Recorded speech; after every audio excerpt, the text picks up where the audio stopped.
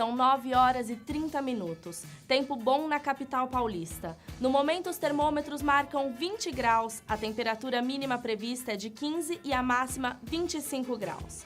Veja agora os destaques do MAC Notícias de hoje. Mobilidade urbana. São Paulo precisa cada vez mais do transporte coletivo. Velhas profissões, mas novos negócios. A reinvenção das barbearias. 2 galerias, na Consolação e no Centro Velho da cidade, são opções de lazer aos paulistanos. E a música como inclusão social. Crianças se divertem e aprendem brincando com a orquestra da OSESP. Estes e outros assuntos você acompanha conosco a partir de agora. O MAC Notícias está começando.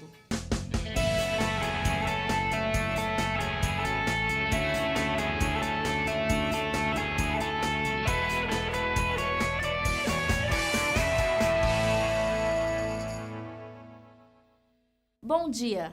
Os desafios da mobilidade urbana na cidade de São Paulo se apresentam diariamente para os paulistanos que se deslocam pela metrópole.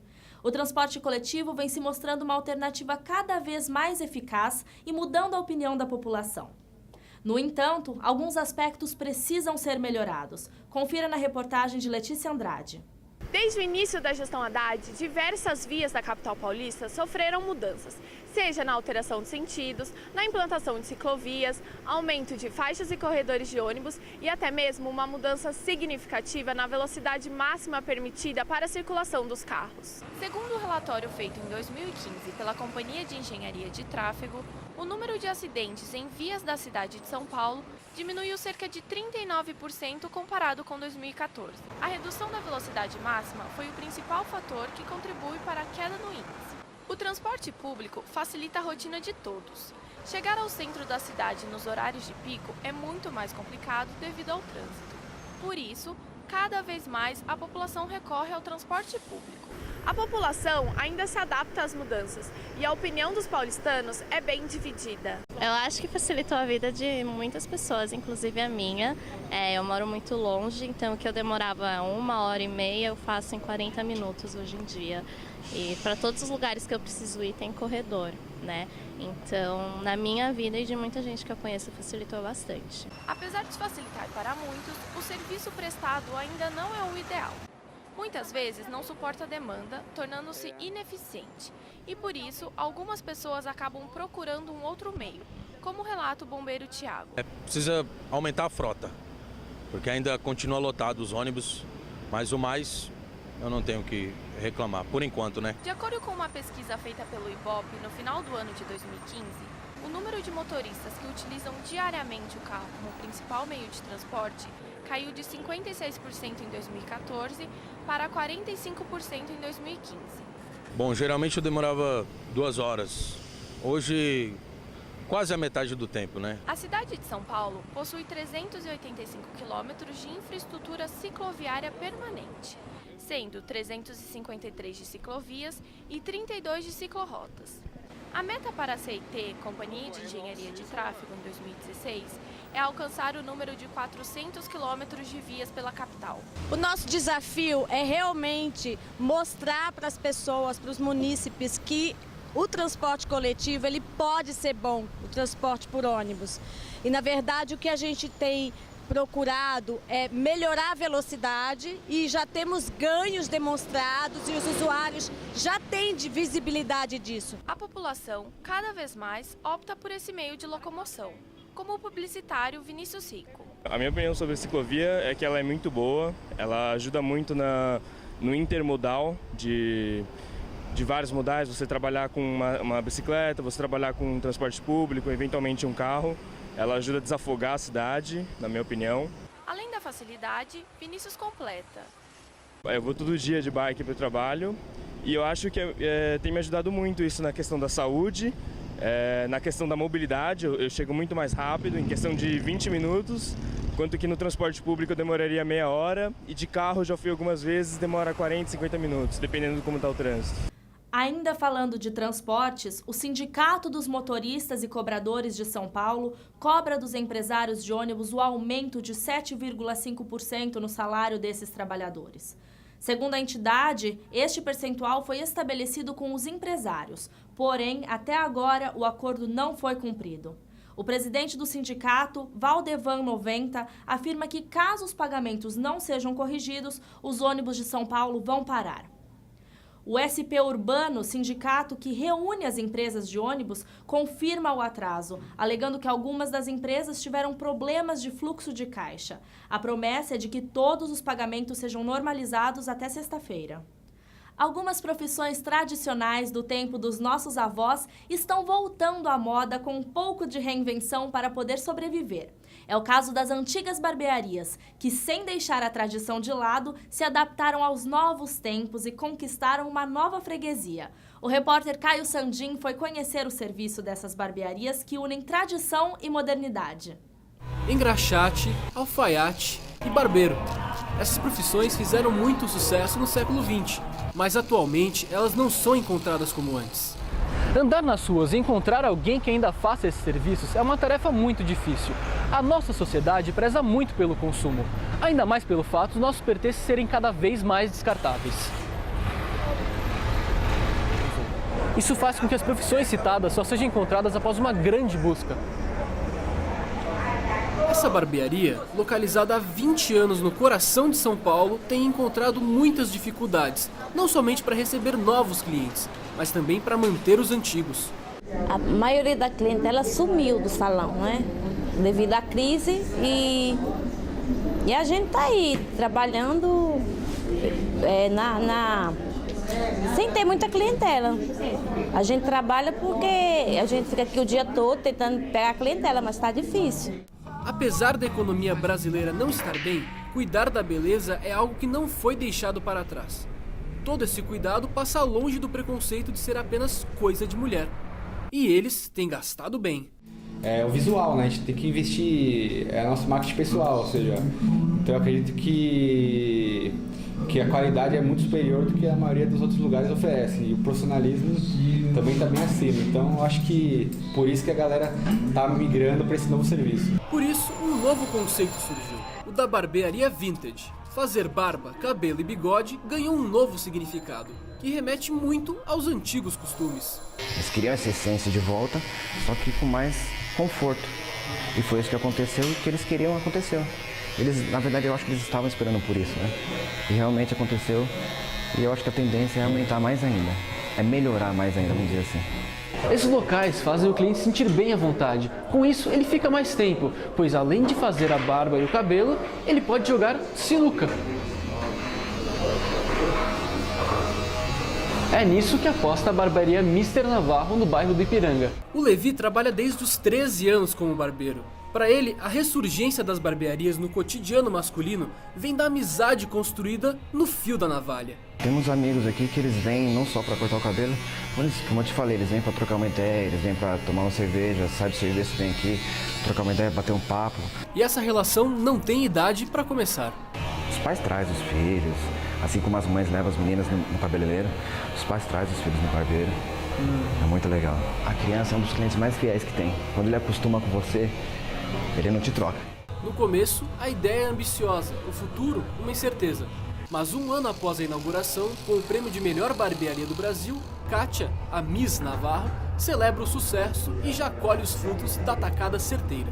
Sim, a gente já tem tido, né, o nosso retorno, tanto que a gente já agora está na segunda unidade, né, estamos indo para a terceira justamente porque financeiramente tem sido não tão só o resultado da satisfação do público, mas financeiro também.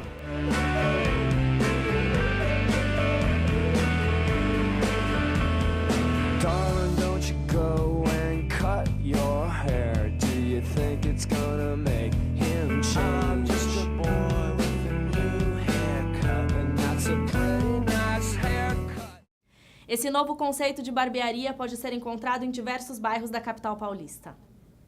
E falando em maneiras de se reinventar, isso é muito comum no mercado informal, que ganha um número crescente de adeptos na medida em que a crise começa a apertar o bolso. Este é o tema de hoje da comentarista de economia Natália Guimarães. Em tempos de crise como o que vivemos hoje, se faz necessário o exercício do espírito empreendedor. E o brasileiro, conhecido por dar um jeitinho em tudo, está conseguindo driblar o avanço do desemprego com o trabalho informal. Apesar do IBGE não precisar com exatidão em suas estatísticas o número desses trabalhadores no país, estima-se que existam no Brasil 22 milhões de pessoas que se enquadram nesse grupo. Com impostos e contas a pagar cada vez mais caros, custo de vida cada vez maior e crise econômica e política, a expectativa de dias melhores parece distante. Porém, para este tipo de empreendedor, que saiu em busca de uma virada no jogo, a esperança parece bater a porta mais cedo. No próximo bloco, a importância de espaços culturais gratuitos na cidade e a música como projeto de inclusão social. Voltamos já.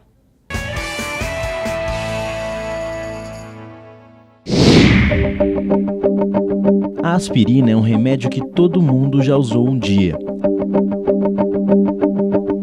Mas você sabe de onde surgiu a aspirina? Da casca de uma planta. Isso mesmo, a aspirina é produzida a partir da casca do salgueiro. E não é só aspirina não, muitos remédios têm ingredientes da natureza. Outros são criados a partir de pesquisas de moléculas e do uso calculado de substâncias químicas. Pois é, para fazer um remédio é preciso muita pesquisa e um profundo conhecimento científico. Um trabalho complexo e fascinante. Um conhecimento que você aprende no curso de farmácia. Nele você tem aulas de anatomia, genética, imunologia, biologia molecular, entre outras. Você aprende a usar a ciência para garantir saúde e qualidade de vida às pessoas. Mackenzie, há 140 anos formando gente que vai mudar o mundo. Na frenética cidade de São Paulo, os pedestres mais apressados não têm tempo para perceber uma curiosa passagem que se esconde no subterrâneo do cruzamento da Rua da Consolação com a Avenida Paulista. É uma passagem literária que também é palco de exposições de arte e sebo de livros. A matéria de Daniele Antunes.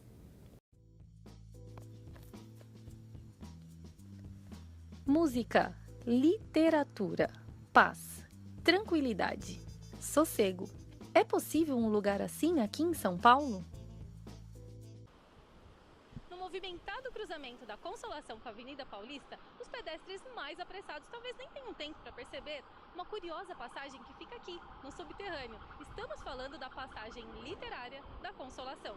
Esse espaço não é apenas para quem quer fugir do farol, não. Lá nós encontramos sebo literário, música e até exposições de arte. Entrando por um lado, saindo pelo outro? A escolha é sua. Todos os caminhos levam a uma única experiência na zona central da cidade de São Paulo. Criada em 1970, a passagem literária da Consolação foi construída com o objetivo inicial de facilitar a travessia dos milhares de pedestres que atravessam a movimentada Rua da Consolação. Um projeto bastante inusitado para a época. Em 2005, o espaço passou por uma reforma, organizada por livreiros de rua. Para Valdenir Buzelli Júnior, funcionário do local, foi uma oportunidade de revitalização da passagem. Mas no começo era um pessoal que vendia na rua, lá na Rua Augusta, né? Nas barraquinhas, assim. E aí um dos livreiros deu a ideia porque esse lugar estava desocupado, né? Tava lacrado, inclusive, né? E de revitalizar o espaço, né? Os livreiros teriam um espaço para comercializar os livros e em troca a gente faria a revitalização. Hoje, o local divide espaço com um sebo coletivo, Associação Via Livres de Livreiros, muito popular na região, que em parceria com a Subprefeitura da Sé, cuida do local e organiza eventos e exposições. Por que passar por aqui? Eu passo por aqui para cortar caminho, que às vezes o semáforo demora muito para abrir, então é uma forma de eu cortar e ganhar tempo. E também porque é um lugar agradável, assim, tem sempre uma boa música rolando, vários livros aqui também, então eu uno o útil ao agradável. E São Paulo precisa muito de espaços como esse, com lazer, cultura e entretenimento. E um outro local que também traz tudo isso é o Espaço 1963, mais conhecido como Galeria do Rock, um centro comercial localizado no coração da cidade. Palco de encontro de tribos, a galeria é considerada parada obrigatória para os amantes do rock. A reportagem é de Juliane Ibanez. A Galeria do Rock, localizada no coração da cidade, é um dos símbolos do que restou da antiga São Paulo. Inaugurada em 1963 com o nome de Shopping Center Grandes Galerias, começou a criar sua identidade musical em meados dos anos 70, com a chegada das primeiras lojas de disco. Hoje, possui em seus 5 andares mais de 450 lojas que atendem os mais diversos públicos. Além da grande quantidade de estúdios de tatuagem e piercing, a Galeria do Rock oferece diversas mercadorias, como CDs, disco de vinil e ingressos para shows. Ela resistiu às transformações da modernidade e o avanço das tecnologias, e ainda hoje é muito frequentada por turistas que passam pela capital paulista. Os roqueiros são o seu principal público, mas muitas outras tribos frequentam a galeria, como a galera do hip hop, do reggae e os fãs de animes. Tradição passada de geração em geração, os visitantes da Galeria do Rock tornam-se cada vez mais diversificados, em razão da variedade cultural oferecida.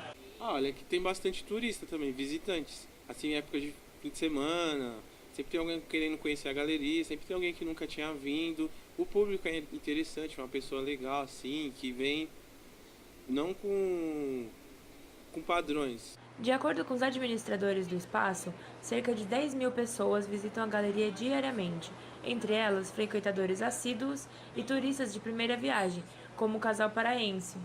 Vamos Liberdade, na Sé, e agora chegamos aqui na galeria e está sendo bem interessante, muita coisa diferente, estou adorando. Eu ouço bastante rock há bastante tempo, e então sempre venho falar, sempre li alguma coisa lá no Amapá, nas revistas, sempre li alguma coisa sobre a Galeria do Rock. E quando eu visitei na primeira vez, sempre tive curiosidade de conhecer. Um dos fundadores da Galeria do Rock, administrador e síndico, Toninho da Galeria, como é conhecido por todos, conta sua história com orgulho. A Galeria do Rock não é um espaço meramente comercial, empresarial. Ele se tornou uma coisa muito maior, né? Ela se tornou uma referência cultural e uma referência, como eu disse, antropológica, sociológica, econômica, política, que ela acaba envolvendo em todos os setores. Segundo ele, a galeria leva a cultura aos jovens por meio de projetos sociais em que está envolvida. Nós criamos o Instituto Cultural Galeria do Rock. Esse instituto norteia todas as ações culturais que nós temos. Mais recentemente nós formamos uma parceria com uma escola de música, Souza Lima, que ela tem uma faculdade, e essa faculdade tem uma parceria com Berkeley nos Estados Unidos, e os alunos ficam 2 anos no Brasil, 2 anos nos Estados Unidos. Temos lá em cima na cobertura esse espaço onde essa escola atua. Esse Instituto Cultural alinha todas as ações culturais da galeria.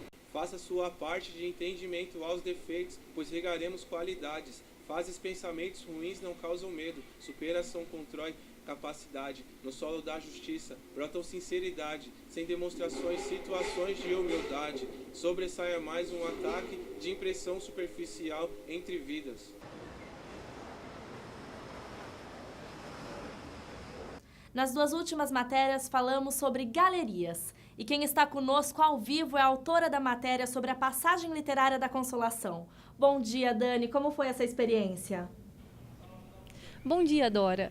O curioso é que eu passo pela Consolação todos os dias e nunca tinha entrado pela passagem literária. Mas a experiência é realmente incrível, porque encontrar um lugar de tranquilidade aqui nessa cidade agitada é realmente incrível. E você, já passou por lá alguma vez? Não, Dani, eu nunca fui, mas agora que você já conhece, você pode ser a minha monitora, né? Claro, combinado então. Dani, na Galeria do Rock, você já foi? Na Galeria do Rock, eu nunca fui. Mas, pra ser bem sincera, não faz muito meu estilo. Mas música clássica eu gosto bastante. Que legal, Dani. Bom, falando em música clássica, agora nós vamos mostrar a matéria que você fez na Sala São Paulo. Muito obrigada. O que é música para você? Para algumas pessoas, a música passa desapercebida, enquanto outras fazem disso parte essencial de sua vida. A música também pode ser um instrumento de educação e valorização da cultura, seja por meio de incentivo ou projetos educacionais, como é o caso do projeto Descubra a Orquestra, realizado pela Fundação OSESP na Sala São Paulo. É mais uma reportagem de Daniele Antunes.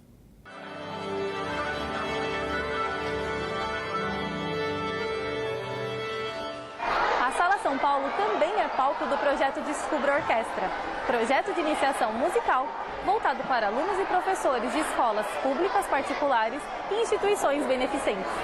Ansiosas, as crianças começam a lotar o auditório, que está entre as 10 melhores salas de concerto do mundo. Crianças que dificilmente teriam a chance de pisar no importante cenário da história de São Paulo. Para o maestro Edilson, que trabalha no Instituto Bacarelli desde 1998, a inclusão é fundamental nesses ambientes. No trabalho que eu faço no Instituto Bacarelli, nós temos lá hoje cerca de 1.300 crianças estudando música com a gente, a partir de 4 anos de idade. Através da música, você vai trazendo o resgate de cidadania dessas crianças. E nós acreditamos, a nossa instituição está sediada dentro da comunidade de Heliópolis, porque nós acreditamos que a verdadeira inclusão social não é levar as crianças da favela para fora, e sim trazer as pessoas que têm poder econômico, poder político, poder pensante, formadores de opinião, para dentro da favela. Se nós queremos mudar o mundo, a gente tem que fazer cada um a sua parte. De tirar o fôlego, composta por jovens da comunidade de Heliópolis, o Descubra Orquestra é um dos projetos da USESP que oferece diversas ações educativo-musicais com o intuito de ampliar e fortalecer o desenvolvimento cultural e musical de alunos e professores inscritos. É uma ação importantíssima da Fundação USESP, onde eles, junto com as orquestras parceiras do projeto, onde Heliópolis é uma delas, busca democratizar o acesso à música de concerto, muitas vezes desmistificar o acesso à música de concerto.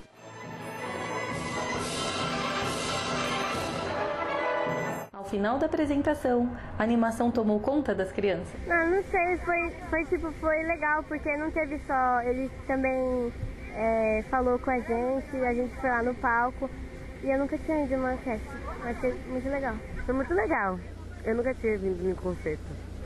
É emocionante vê-los assim pedindo para que traga eles novamente aqui. Muito bom.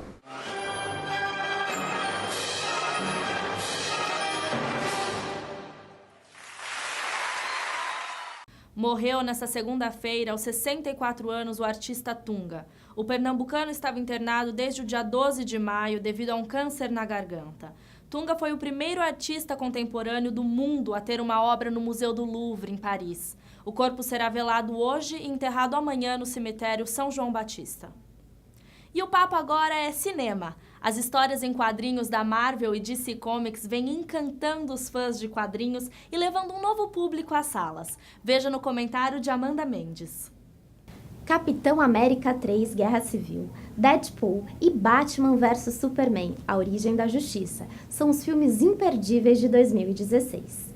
Histórias em quadrinhos da Marvel e DC Comics são as notas mais divertidas e surpreendentes da sétima arte. Repletos de efeitos especiais, estes filmes têm encantado os colecionadores de quadrinhos.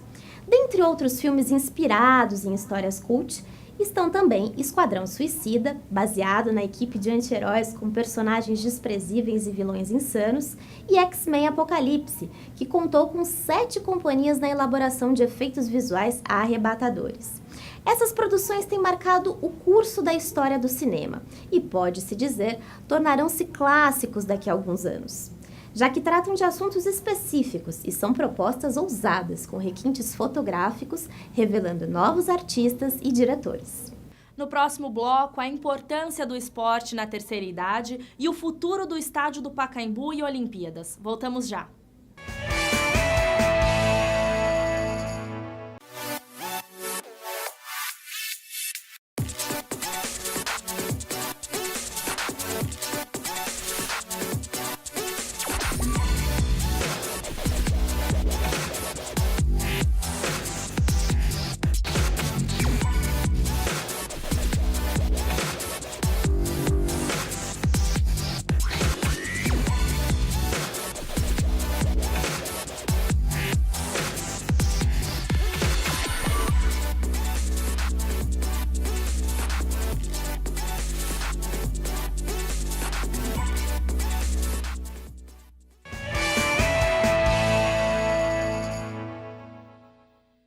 A confusão causada entre os torcedores do Palmeiras e do Flamengo no último domingo no estádio Mané Garrincha pode causar punição aos dois clubes. Segundo especialistas que analisam o comportamento das torcidas organizadas, apenas punir indivíduos não resolve. Portanto, somente com elevadas multas os clubes tomarão alguma atitude para inibir o comportamento desses torcedores. 75 anos de serviços prestados à cidade de São Paulo e, por que não ao Brasil, o Estádio Municipal do Pacaembu guarda momentos importantes da paixão nacional. Inaugurado na década de 1940, hoje é questionado sobre o seu futuro. Com a inauguração da Arena Corinthians, o antigo estádio fica sem um time paulistano fixo para usá-lo constantemente. Entretanto, poucas pessoas sabem da vida que existe em torno do estádio. Vamos conhecer um pouco mais sobre ele na matéria de Flávia Steiger.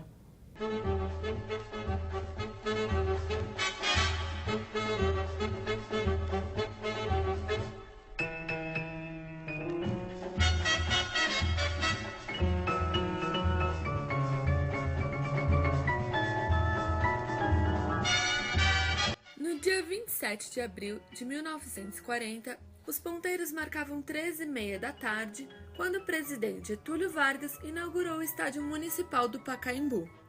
O maior e mais belo estádio da América Latina da época, com capacidade para 70 mil pessoas, recebeu um dos principais feitos de sua história, a Copa do Mundo de 1950 e os Jogos Pan-Americanos de 1963.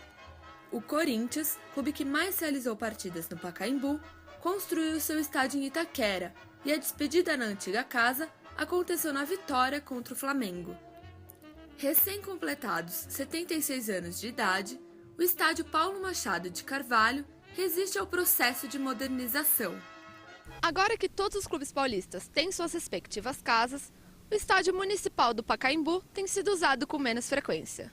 De 2009 para cá, diversos projetos para sua modernização foram lançados. Porém, existem discussões quanto à destruição do patrimônio histórico. Preservar a arquitetura do Pacaembu é uma das preocupações de quem é contra o seu processo de renovação. O que poucas pessoas sabem é que o estádio oferece atividades físicas gratuitas para o público de São Paulo. O Pacaembu, além de palco de futebol, presta serviços culturais e históricos para a população paulistana. Além de contar com o Museu do Futebol, inaugurado em 2008, possui também um amplo complexo poliesportivo, que abriga várias outras modalidades, como natação, quadra de tênis, pista de corrida e quadras cobertas. O Pacaembu, além do campo de futebol, ele tem um ginásio poliesportivo, quadras de tênis, piscina, né? Então ele tem um calendário de aulas ao qual o paulistano pode ter acesso gratuitamente. A diferença é que pouca gente sabe porque todo mundo está muito acostumado a vincular o futebol ao Pacaembu, né? A prática do futebol profissional. O mais tradicional estádio de São Paulo vem passando por constantes dúvidas e polêmicas quanto ao seu uso. Depois de tantas décadas de serviços prestados, a seguinte pergunta vem em mente: qual será o futuro do Pacaembu? Para Sandra Nolan, que trabalha no Pacaembu há mais de 20 anos, o seu amor pelo estádio supera o sentimento pelo Corinthians. Olha, eu sou mais Pacaembu do que Corinthians. Eu falei para o Éder, você cai aqui, você se apaixona por esse estádio. Ele é o estádio da cidade de São Paulo, não só de um time. Ele é a casa de todos eles. Andam dizendo que o Pacaembu está ficando velho e que já é hora de dar lugar a um novo. Mas a segunda casa de muitos paulistanos, que sempre vai estar repleta de histórias, apenas vai deixar de ser o palco principal delas. O esporte está ajudando muitas pessoas a ganhar qualidade de vida na terceira idade. Um estudo realizado por 12 anos em Oslo, capital da Noruega, constatou que pessoas entre 60 e 70 anos de idade, praticantes de 30 minutos diários de exercício, diminuíram em 40% o risco de morte. Veja na reportagem de Caio Sandin. Na praça ou na rua, caminhando ou até mesmo andando de skate, a terceira idade está longe de ser a mesma de algumas décadas atrás. O Januário é exemplo disso. Mesmo aos 62 anos, ele tem disposição para dar inveja em qualquer jovem. Eu não sou um praticante diário, eu sou um praticante de todos os domingos. Eu ando em média de 60 a 100 quilômetros todos os domingos. Se para o Januário a saúde vem das pedaladas, na Avenida Paulista, de domingo, o esporte é livre para todo mundo e todos os tipos. Aqui, a Zumba é que está em alta.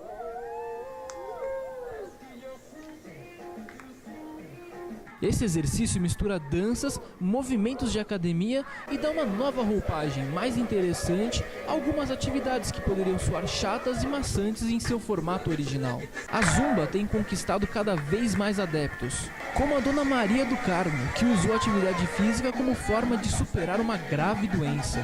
Porque eu sofri um acidente, depois tive trombose, tenho que usar essa perna. Aí é uma superação. Tá aqui. Lição de vida.